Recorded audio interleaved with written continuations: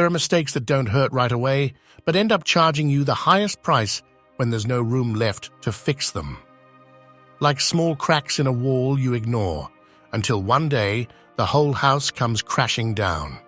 That's what happens with aging, not because of the years you've lived, but because of the decisions you made or avoided when you still had time.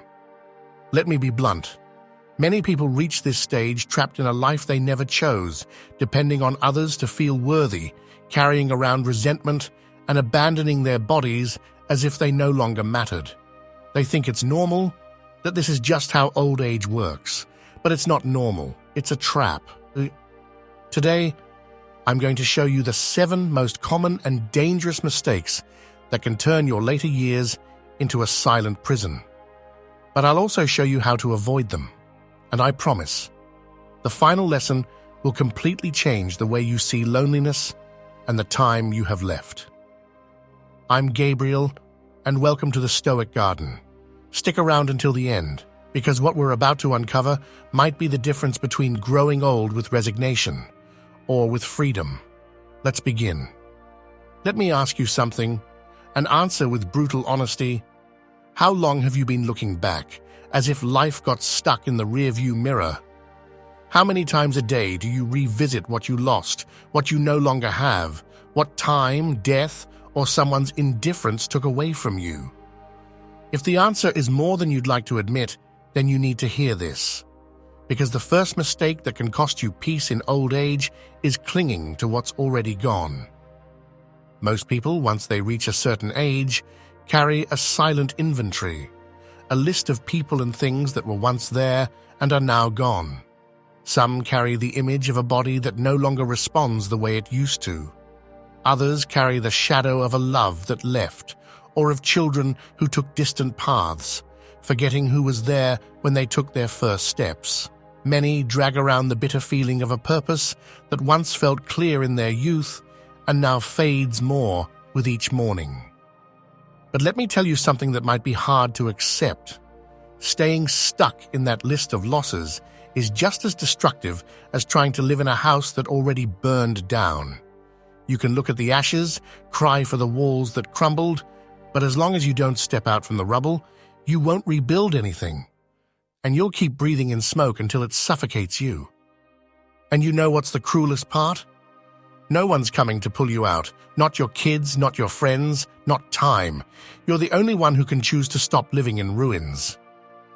Epictetus said, "What troubles people is not things, but their judgments about things."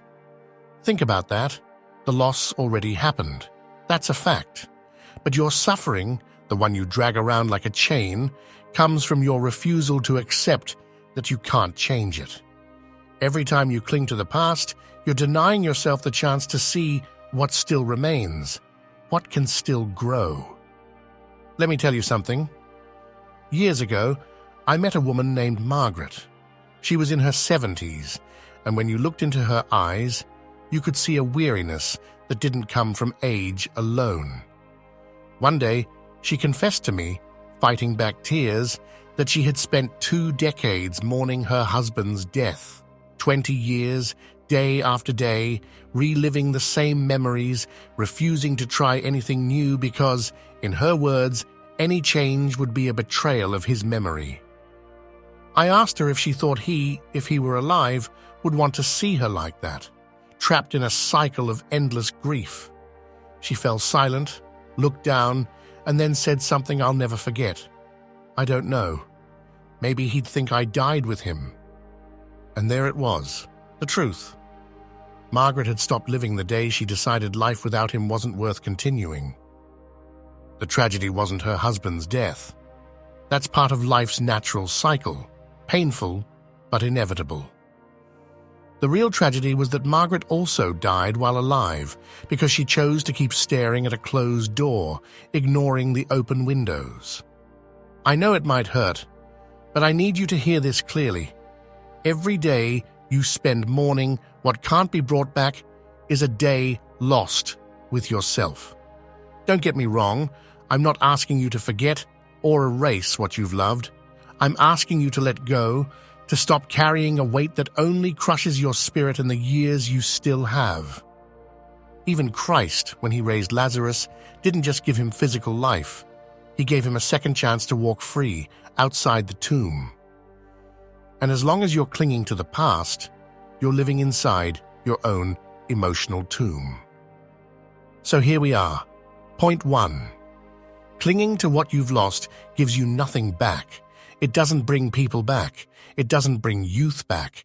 It doesn't bring back certainty. All it does is steal what's still in front of you, the chance to live with purpose, with peace, with a self-love that doesn't depend on what's gone. Let me make it clear. You are not a grave. You are not a list of losses. You are a life, and as long as you're breathing, you have both the responsibility and the right to move forward. Let go of the ashes.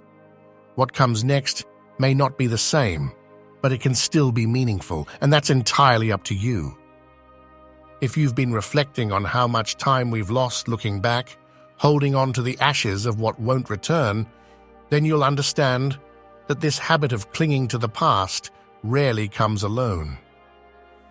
It often walks hand in hand with another equally dangerous, though quieter, mistake. We've reached the second key point of this video, becoming emotionally dependent on your children or family. This might be hard to hear, but it's necessary. Because this dependence, this constant longing for others, your children, your grandchildren, your siblings, to fill your emptiness, to validate your existence, is a trap that catches many in old age. And it doesn't just steal your peace, it steals your dignity. I've heard it countless times. My kids don't call me anymore. I just wish my grandkids visited more. It's like my family has forgotten about me. And behind those words is always a deeper wound, the belief that your worth depends on how much others seek you out, thank you, or take care of you. It's understandable, of course. You've spent years, decades caring for others, holding your family together, working hard, giving your time, your love, your sleepless nights. And when those connections grow distant or cold, it's easy to fall into the trap of thinking it was all for nothing. But this is where Stoic philosophy and the spiritual faith many of you hold dear offers a powerful light. Marcus Aurelius said it plainly, "Love, but do not depend." Real strength doesn't lie in being needed by everyone. It lies in being whole on your own, without needing others' affection or recognition to know your worth. The problem isn't loving your family or wanting to feel close to them. The problem begins when that desire becomes emotional dependence, when your mood rises and falls based on someone else. And I ask you, do you really want to keep living like that? Letting a missed phone call, a distant child, or fewer visits decide whether you feel happy or miserable. Behind this dependence is a fear many won't admit, the fear of being alone, the fear of becoming invisible. But if you expect your children to fill that void, you're placing an unfair burden on their shoulders, because no one, not even those you love, can be responsible for your inner peace. And I'm not speaking from theory here. I've seen too many older people live their days staring at the phone, measuring their self-worth by the attention they get. What starts as a natural longing becomes a chain that tightens every time you think, what did I do wrong that they don't call, or do I even matter to them anymore? So here's a hard but liberating invitation. What if you started asking different questions? What if, instead of focusing on who comes to you, you asked yourself how you can nourish your own soul without needing anyone's permission to feel valuable? The Apostle Paul once wrote that we must learn to be content in whatever situation. That's not resignation, it's power. The same power Epictetus taught, to understand that the only things we truly control are our judgment, our attitude, and our choices.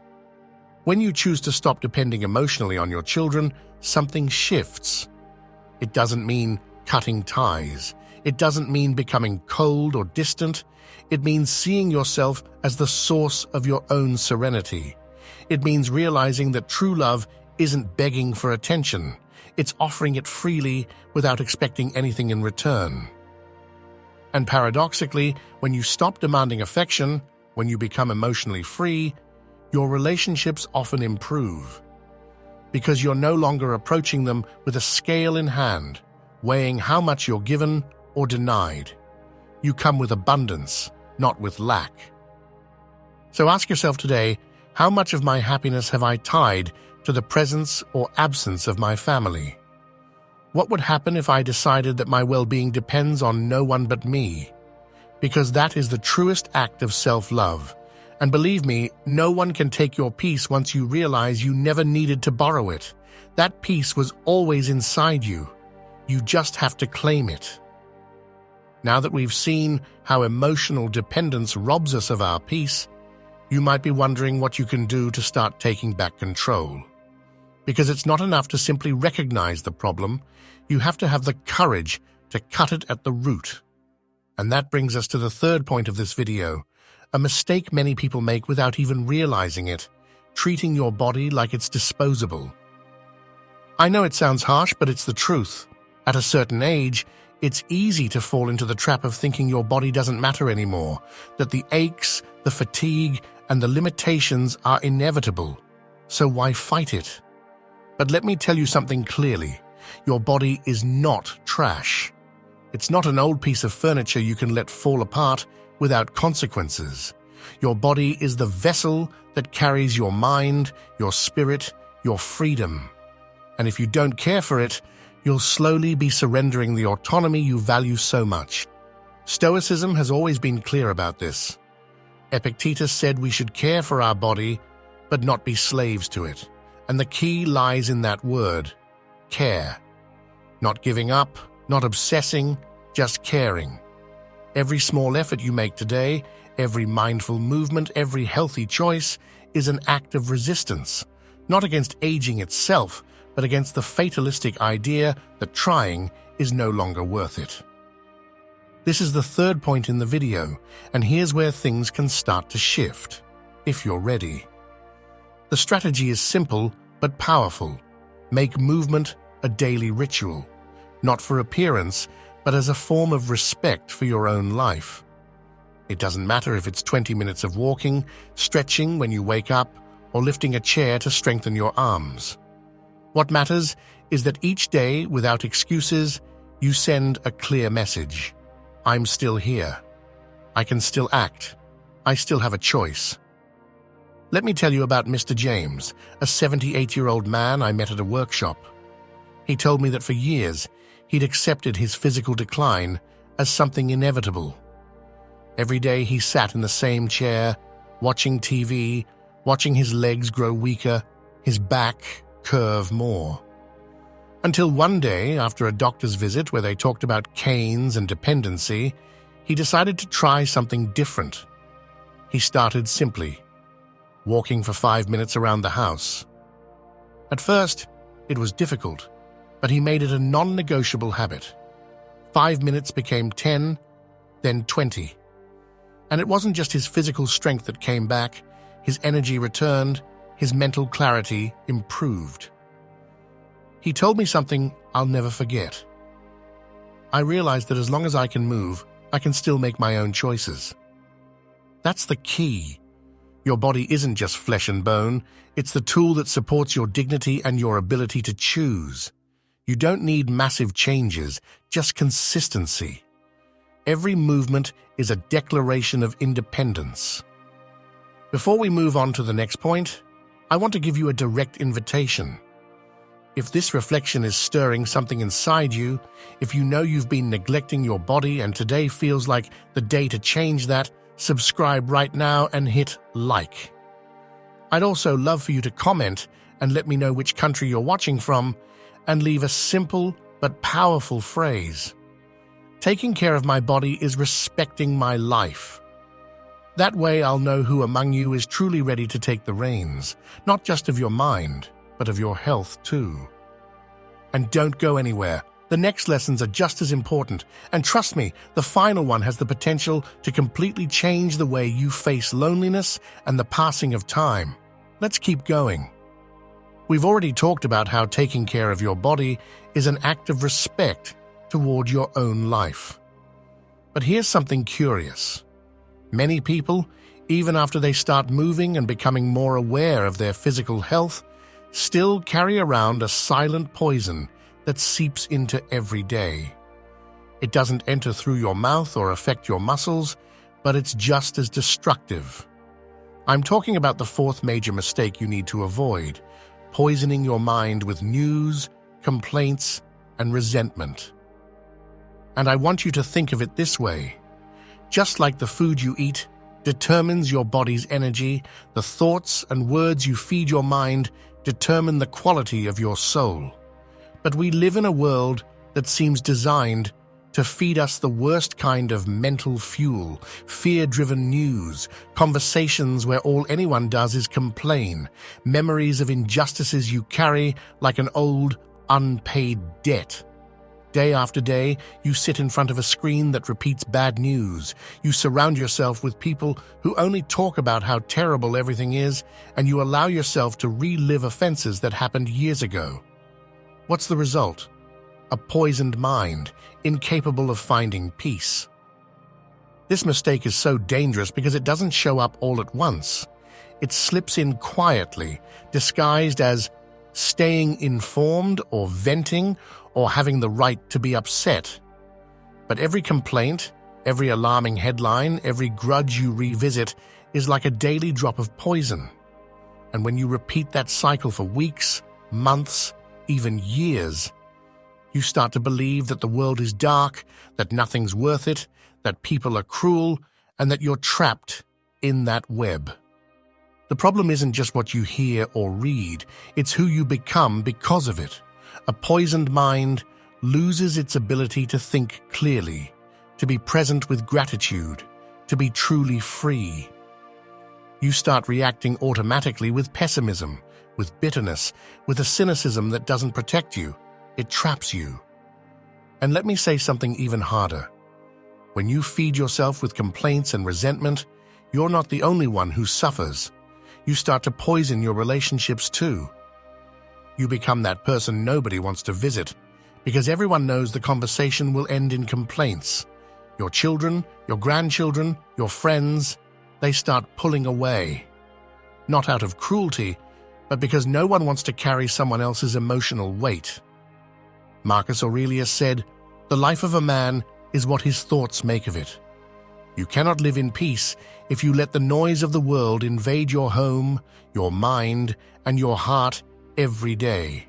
You will never find clarity if you stay hooked on constant indignation. And here's the key.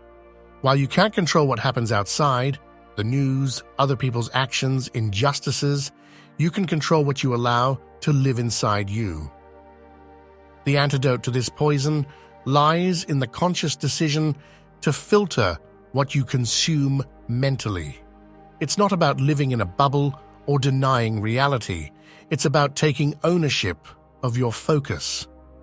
Choosing each day whether you want to spend your thoughts on what weighs you down or on what strengthens your spirit. You can choose to turn off the TV when it only feeds your anxiety. You can choose to step away from conversations that revolve around complaining. And most importantly, you can choose to forgive, to let go of grudges you've been dragging around for years, because they don't hurt the one who wronged you. They only hurt you. This is where faith also plays a powerful role. Christ taught us that it's not about keeping count of offenses, it's about freeing ourselves from them, not for the other person's sake, but for our own soul. When you choose to let go of resentment, you're choosing freedom.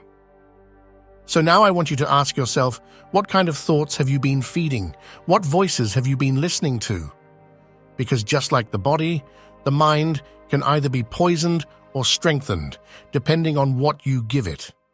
You decide whether you want to live intoxicated or clear and at peace, and that decision starts today. Up to this point, we've talked about how the mind can be poisoned, how complaints, resentment, and external noise steal your peace. But there's one mistake even more insidious, one that feeds all the others and that few dare to confront. We've reached the 5th point in this video, spending your days living up to other people's expectations. You might not even realize it, but many of your days are shaped by a script you didn't write. From childhood, we're taught to conform, to please, to become what others expect of us. And you'd think that at a certain age, that pressure would fade, that with time comes freedom. But far too often, you find yourself at 60 or 70, still living to satisfy expectations that were never truly yours. You're the parent who doesn't know how to say no when your children ask for more. You're the grandparent who feels guilty if you're not always available. You're the neighbor, the friend, the sibling who keeps acting the way people expect, even though a part of you inside is slowly fading. And the price you pay for this is high: frustration, exhaustion, and most dangerously, a loss of respect for yourself. Because when your life revolves around shoulds, you end up being a secondary character in your own story. You don't choose. You react. You adjust, comply, sacrifice. And you may wonder, what's wrong with wanting to please the people I love? Nothing, as long as you don't give up your freedom in the process. But when you become the one who always yields, always says yes, always puts others first, the balance breaks. You burn out, and over time, the very people you're trying to please begin to take your efforts for granted. Your generosity loses its value because you're not valuing it yourself. Here's the trap. This way of living keeps you busy. It distracts you from the emptiness inside. You fulfill roles, do favors, follow rules, and meanwhile, the fear of asking yourself what you really want gets buried under routine. But every day you live like this is a day you don't get back. A day you gave up your time, your desires, your rest. I know breaking free from this isn't easy, because it means facing an uncomfortable truth, that maybe for decades you haven't been living on your own terms. But this is where the Stoic perspective can give you the push you need. Seneca put it plainly, no wind is favorable to the one who doesn't know where they're going. So where are you headed? Toward the destination others have chosen for you, or the one your soul truly longs for? Changing this isn't about cutting ties or becoming indifferent. It's about learning to set boundaries. It's about remembering that your time is sacred and limited, and that it's not selfish to protect it, to reserve space for what brings you peace, for what helps you grow. The next time you feel pressured to do something just to please others, pause and ask yourself, is this really mine, or is it someone else's expectation? Am I living my life, or the life others want me to live? The answer won't always be easy, but it's the only one that will give you back control over your days. No one else is going to give you that permission. You have to take it, whether others like it or not, whether they understand or not. Because in the end, when you look back, only one thing will truly matter, whether you lived from your essence or spent your days as a shadow of what others expected. Today can be the day you choose to be yourself, without apology, because respect, both from others and from within, starts there. And believe me, there's no greater gift in old age than walking lightly, without masks, without borrowed duties, living life on your own terms.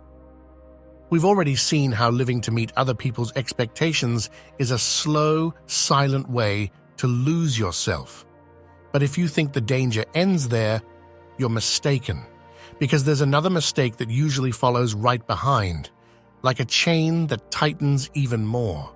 This is the 6th point of this video, postponing your desires out of fear of what people will say. I want you to picture something simple, but brutally honest. You reach the end of your life, and sitting alone in your room, you look back on the days that passed. And there you find a long list of things you always wanted to do, but kept locked away in a drawer, because someone once told you it wasn't for someone like you, because you thought it was too late, because you were afraid people would whisper, criticize, or raise an eyebrow. Maybe you always wanted to travel alone, but you were afraid your family would think you were running away. Maybe you wanted to paint, dance, sing, write, but you told yourself it wasn't appropriate for someone your age. Maybe you simply wanted to say, "I don't want this," or "I do want that," but you stayed silent, wondering, what if they judge me? Now, I want you to face this question head-on. What's worse, that they talk about you, or reaching the end, knowing you never gave yourself permission to live the way you truly wanted? The fear of what others might say is one of the most powerful jailers there is. And you don't need iron bars to be trapped. All it takes is the voices in your head telling you not to stand out, not to make waves, to keep your composure. But let me be blunt. People are going to talk no matter what. Whatever you do, there will be opinions. And while you slowly wither inside the cage of their judgment, they keep living their lives, without carrying the chains you've locked on yourself. Do you see the trap? You spend years denying your desires, silencing your dreams, just to keep everyone comfortable. But the real discomfort doesn't come from others. It comes from within, from knowing that every day you keep putting things off is a day you won't get back. Think about it. How many things have you not done just because you were afraid of a critical look? How much have you delayed simply out of fear that you wouldn't meet someone else's expectations, maybe even from people who are no longer part of your life? How many times have you been the gatekeeper of your own prison? Seneca said we shouldn't worry about the opinions of those who have no power over our destiny. And who holds that power if not you? No one else. The truth is, every time you silence your desires because of what people might say, you're handing over your freedom. Now imagine yourself years from now asking what might have happened if you'd had the courage to do what you truly wanted. How much longer are you going to wait? Do you think permission will magically appear one day? It won't. Permission doesn't come from the outside, it comes from you. And the longer you take to realize that, the deeper the frustration will grow. So ask yourself now, not tomorrow, what desire am I postponing because of fear? And more importantly, am I really willing to keep putting it off, even if that means abandoning myself? The answer might be hard, but it's the only one that can give you the key back to your life. Because no one owes you the right to be happy. No one else will live your days for you. Only you can decide whether you'll die living up to expectations or live with authenticity. And that choice has to be made today, right now, before time makes it for you. If you've made it this far, you've probably noticed the common thread that runs through every mistake we've uncovered. Each one, without exception, has the same root: giving up control of your own life. Whether it's out of fear, habit, outside judgment, or the trap of dependency, the result is always the same. You fade, you dim, and before you know it, you're living a life you never consciously chose. But now we've arrived at the 7th point in this video, perhaps the hardest to see, and the one that most determines whether the years you have left will be a burden or a blessing: fearing silence and solitude. Don't turn away from this truth. Many older people, maybe even you, fill their days with noise and distractions, not because they truly enjoy them, but because they can't bear the emptiness that settles in when the voices go quiet, when the house is still, when there are no messages, no visits, no obligations. It's in that silence that a powerful question emerges, one that few dare to face. Who am I when there's no one left to please, nothing to hide, no role left to play? The fatal mistake is running from that question, trying to drown out the silence with television, with complaints, with unnecessary tasks, as if simply being still for a moment were a threat. But let me say this plainly. If you can't be at peace with yourself, no company will ever be enough. If you're afraid of being alone, it's not solitude that scares you. It's the reflection you see when there's no one else around. Stoic philosophy teaches us that a person is only truly free when they find their stronghold within. Marcus Aurelius didn't need crowds, applause, or distractions. He knew that the real work happens inside. The Christian faith also speaks of the desert, of retreat, of that moment when even Christ faced his shadows in solitude. Because it's in that stillness, without masks, that your true self is revealed. People who grow old with bitterness, frustration, and a sense of emptiness didn't end up that way because they lacked company. They ended up that way because they never learned to feel whole on their own, because they spent their lives running from silence, hoping others would fill their inner void. But real transformation doesn't come when everything around you is full. It comes when you dare to look inward, to make peace with what you find, and to build from there. So let me be direct. If you're afraid of being alone, it's because you haven't yet taken full responsibility for yourself. Because you're still waiting for something or someone outside to rescue you. A call, a visit, a distraction. But the rescue won't come. The only one who can free you from that fear is you, and you'll only do it when you stop making excuses, stop running, and choose to face what's inside that silence. It's not easy. Nothing meaningful ever is. But if you can learn to embrace solitude, to sit with yourself and find peace and purpose there, I promise you this: no one will ever be able to take that strength away from you. Because true companionship, true fulfillment, doesn't depend on how many people surround you. It depends on how strong your connection is with yourself.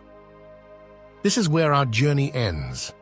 But what you do with everything you've heard, that's up to you. Will you keep running, repeating the same mistakes, postponing your freedom?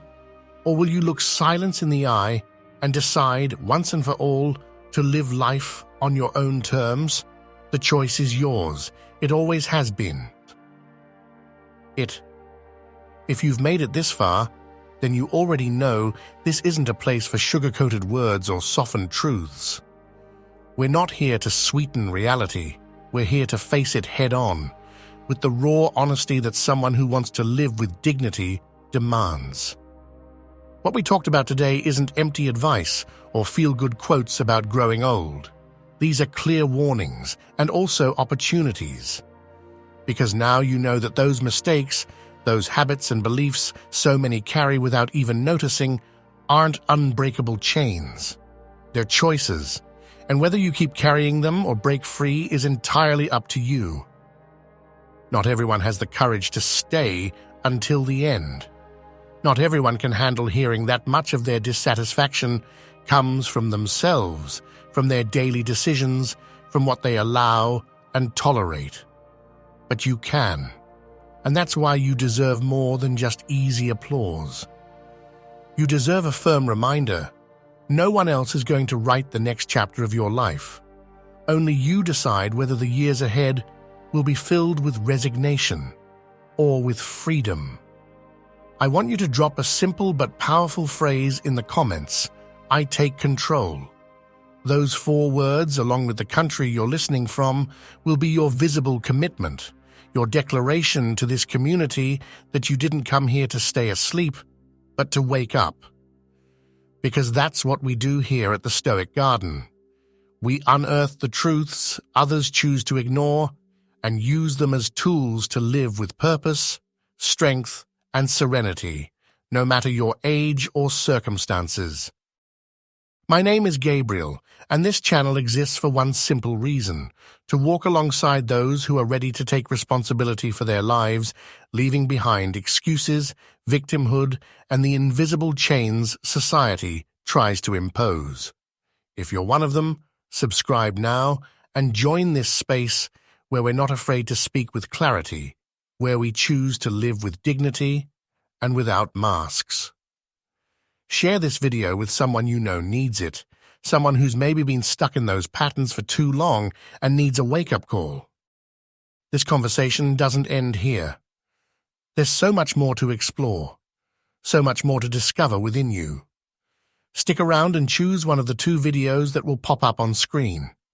I guarantee that every reflection, every word, is designed to help you unlock the potential that's always been there, just waiting to be claimed. See you in the next one. Now is your moment.